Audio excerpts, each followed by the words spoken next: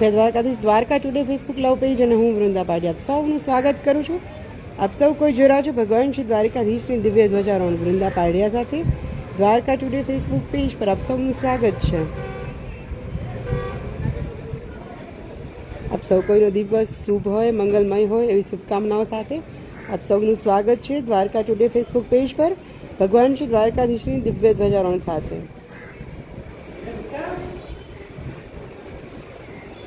આજની આ ધ્વજારોહણ અમદાવાદથી મોતીભાઈ દેસાઈ દ્વારા આજની આ ધ્વજારોહણ જે છે થઈ રહ્યું છે. ઘણા સમયથી મોતીભાઈ દેસાઈ દ્વારકાધીશની ધ્વજારોહણ કરે છે અને ખાસ જેમનું હરરોજ વોટ્સઅપ સ્ટેટસ એ દ્વારકા ટુડેની રોજની લાઈવ ધ્વજારોહણ હોય છે. Thank you so much Motibhai. રોજે તે લાઈવ ધ્વજારોહણને પોતાના વોટ્સઅપ સ્ટેટસ પર રાખે છે.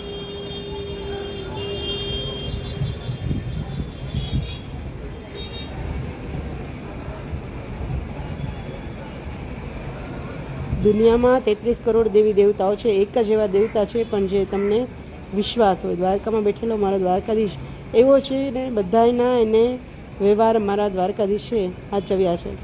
સુદામા, નરસિંહ મહેતા, ભક્ત બોરાણા, મીરાબાઈ, ભક્ત પ્રહલાદ અને એમાં હું પણ છું. સુંદર એવી કોમેન્ટ મહેશભાઈ તળપદા, જય દ્વારકાધીશ.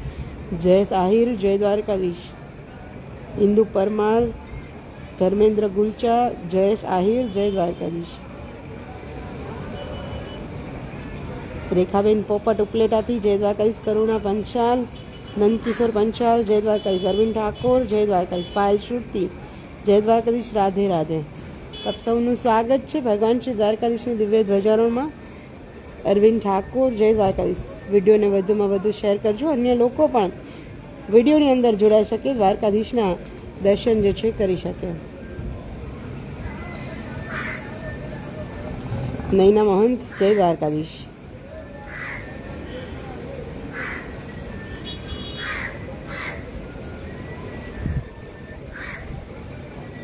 તો શરૂઆત કરીએ ભગવાન શ્રી દ્વારકાધીશની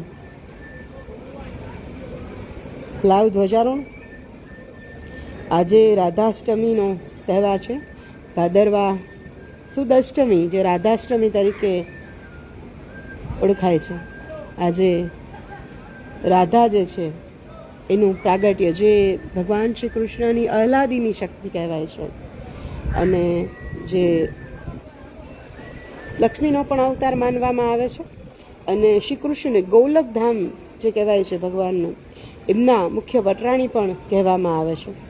અને વૃંદાવનની અંદર રાધાજીનો ખૂબ મહિમા છે. લોકો વૃંદાવન ધામની અંદર બરસાનાની અંદર જે છે, બરસાના એમનું જન્મસ્થળ જે છે રાધાજીનું કહેવાય છે અને વૃંદાવનમાં એની અને કૃષ્ણની લીલાઓ જે છે ગવાય છે. એટલા માટે વૃંદાવનમાં સૌથી મોટું મંદિર અને ખૂબ મોટું ધામ રાધાજીનો ખૂબ મહિમા જે છે એ વૃંદાવનમાં જોવા મળે છે. બરસાના એમનું જન્મસ્થળ જે છે એ કહેવામાં આવે છે. તો ભગવાનને અતિ પ્રિય શ્રી કૃષ્ણને અને શ્રી કૃષ્ણની શક્તિ કહો કે અડધું અંગ કહો કે ત્યાં સુધી પણ ઉલ્લેખ છે કે રાધા અને કૃષ્ણ બંને એક જ છે અને એટલા માટે જ ભગવાન શ્રી કૃષ્ણ અને રાધાના લગ્ન પણ નહોતા થયા, કારણ કે બંને એક જ સ્વરૂપ છે, બંને એક જ છે. તમે દ્વારકાધીશને પણ આજે રાધા રૂપે જે છે શૃંગાર કરવામાં આવ્યા છે. રાધા દ્વારકાધીશને સરસ મજાના રાધા જે છે બનાવવામાં આવ્યા છે. તો આજે રાધાષ્ટમીની ખૂબ ખૂબ સૌ કોઈને દ્વારકા ટુડે પરિવાર વતી વધાઈ. ભગવાન રાધા જે છે માતાજી જે રાધા છે આપણી પર સૌ કોઈ પર કૃપા કરે અને શ્રી કૃષ્ણના અતિ પ્રિય એવા છે. આપણે પણ શ્રી કૃષ્ણને પ્રિય બનીને રહે એવી રાધાષ્ટમીને આપણે ભગવાન શ્રી દ્વારકાધીશને પ્રાર્થના કરીએ. અને આપણે પહોંચ્યા છીએ શ્રીમદ ભાગવત ગીતા અધ્યાય 8, જેમાં આપણે 22 શ્લોક સુધી જે છે જોયું છે. 23 અને 24ના શ્લોક પર જે છે આપણે પહોંચ્યા છીએ. તો 23 અને 24ના શ્લોકમાં યત્ર કાલે તનાવૃત્તિ માવૃત્તિ ચ યોગિનમ પ્રવતા યાંતિ કાલા વક્ષ્યામી ભરત સર્પ. હે ભરત વંશમાં શ્રેષ્ઠ. અર્જુનને કેવી સુંદર ઉપમા ભગવાન આપે છે. દરેક વખતે અર્જુન પણ ભગવાનને અલગ અલગ નામોથી સંબોધન કરે છે અને દરેક વખતે કૃષ્ણ પણ જે છે કે અર્જુનને અલગ અલગ નામથી સંબોધન કરે છે. તો ભરત વંશમાં સર્વશ્રેષ્ઠ એણે અર્જુનને કીધા છે. જે કાલાભિમાન દેવતાવાળા માર્ગ ઉપર ગયેલા યોગીઓ તથા કર્મ કરનારા કર્મ પ્રમાણે મોક્ષને તથા જન્મ મરણ રૂપ સંસારને પામે છે, તે કાલાભિમાનનો માર્ગ હું તને કહીશ. હવે જે આખી જ આ વાત જે શરૂઆત થઈ છે કે ભાઈ કર્મ શું છે, બ્રહ્મ શું છે, ત્યાંથી શરૂઆત થઈ. અર્જુનને પ્રશ્ન થયા, જેવા પ્રશ્ન થયા એટલે એના જવાબમાં ભગવાન આખું વર્ણન કરે છે કે કર્મ જન્મ મરણના હિસાબો છે.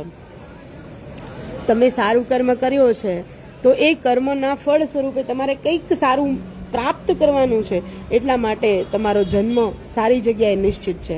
જો તમે કોઈ ખરાબ કામ કર્યું છે, તમે ગુનેગાર છો, ઈશ્વરના, કુદરતના, પ્રકૃતિના, જો તમે ગુનેગાર છો, જો તમે ખરાબ પ્રવૃત્તિઓ કરો છો, તમે કોઈને હાનિ પહોંચાડો છો, તો જેના દંડ ભોગવવા પડે, જેનું પાપ જે છે એનું ભોગવવું પડે. તો એ ભોગવવા માટે તમને કોઈ એવી જગ્યાએ જન્મ મળે કે જ્યાં તમને એ પાપ જે છે, ઘણા લોકો પોતાના જીવનથી દુઃખી હોય ને કે પછી એ બોલે કે મેં હું એવા કર્મ કર્યા હશે કે અહીંયા જન્મ લીધો, કે અહીંયા જઈ ચડી, કે આવા ને વૈરી, એવું ઘણા આપણે જનરલી દેશી તળપતી ભાષામાં લોકો જે છે પોતાના દુઃખને વાગોળતા બોલતા હોય છે. એટલે જન્મ એ માત્ર કર્મોનો હિસાબ જ છે. આપણે કર્મનો હિસાબ દેવા માટે જ જન્મ લેવાનો હોય છે. જો સારા કર્મ તો સારી જગ્યાએ, સારી યોનિમાં, અને ખરાબ કર્મ તો ખરાબ જગ્યાએ, ખરાબ યોનિમાં, કે જ્યાં આપણે સડવાનો જ વારો આવે. તો કર્મ શું છે એના પ્રશ્નમાં ભગવાને જે આખો જન્મ મરણનું આખી વાત સમજાવી હતી. એટલે 23મા શ્લોકમાં ભગવાન જે છે એવું કહે છે કે જે મૃત્યુ પામે છે અને મૃત્યુ કરીને જે યોગીઓ, જે મેં કીધું ને કે યોગીઓ મૃત્યુ ન પામે, યોગીઓ એને આખી જિંદગી, જેને યોગી હોય, મુનિ હોય, તપસ્વી હોય, એને શું કર્યું હોય, એને આખી જીવન યાત્રા પોતાની તપ કરી હોય, સાધના કરી હોય, તો એને ખબર જ હોય કે ભાઈ હવે મારો અંત સમય આવવા ઉપર છે. એટલે અંત સમય આવવાની થોડી ઘણી પણ જો એને ભાસ થઈ જાય એટલે એ પોતાના પ્રાણને ઉપર લઈ જાય, માથા ઉપર ધ્યાનમાં બેસી જાય, ભગવાનના ચિંતનમાં બેસી જાય, ભગવાનનું સ્મરણ ચાલુ કરી દે, અને પછી જો પ્રાણ છૂટે તો એ સીધા મગજમાં પ્રાણ હોય એટલે મગજમાંથી જ એ જે છે એ પ્રાણ છૂટે. એટલા માટે અને આપણી સમક્ષ ભગવાન શ્રી દ્વારકાધીશની સુંદર એવી ધ્વજા ખુલી ગઈ છે. લાલ, પીળા અને બ્લુ રંગની સુંદર એવી ધ્વજા, બહુ જ મસ્ત રંગ છે. હું જનરલી પહેલાં આવી જ આ જ રંગબેરંગી ધજાઓ જે છે દ્વારકાધીશને ચડતી, હંમેશા મોસ્ટ ઓફ કલર આ જ હોય, લાલ, પીળો અને બ્લુ રંગ. સુંદર એવી સૂર્યચંદ્રના ચિહ્નોથી અંકિત આજની આ ધ્વજારોહણ મોતીભાઈ દેસાઈ દ્વારા આજની આ ધ્વજારોહણ જે છે કરવામાં આવ્યું હતું. એટલે યોગીઓ જે પોતાના પ્રાણને છોડે છે તો હવે એ એક માર્ગ ઉપર જાય છે.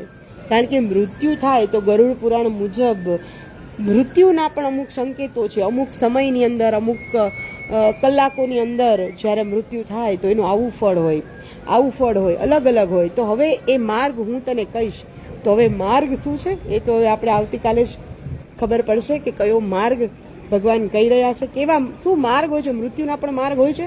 આપણે પ્રશ્ન થાય તો એ માર્ગનું ઉલ્લેખ જે છે એનું વિસ્તારથી વર્ણન જે છે એ હવે આપણે આવતીકાલે 24મા શ્લોકથી જોઈશું. આજે 23મા શ્લોકમાં માત્ર ભગવાન એને કહે છે કે કાલાભિમાન દેવતાઓવાળા માર્ગ ઉપર ગયેલા યોગીઓ જે છે, જે યોગીઓ થઈ ગયા, જે મુનિઓ થઈ ગયા, કે જેણે ઘણા બધા સત્કર્મ કર્યા છે અને જે એ જાય છે માર્ગ ઉપર, એ માર્ગ શું છે અને જન્મ મરણ શું છે, ફરીથી સંસાર જે પામે છે એ માર્ગ કયો છે અને મોક્ષનો માર્ગ કયો છે, આ બધું જ હું તને જણાવું છું. પણ આપણે તો આવતીકાલે જાણીશું.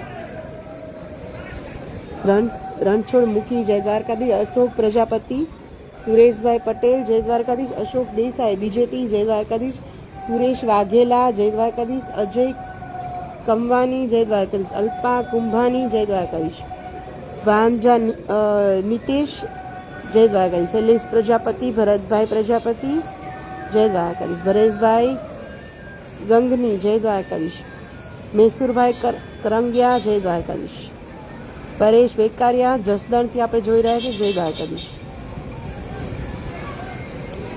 યશ જોશી ભાર્ગવ પુરોહિત મુંબઈથી જય દ્વારકાધીશ.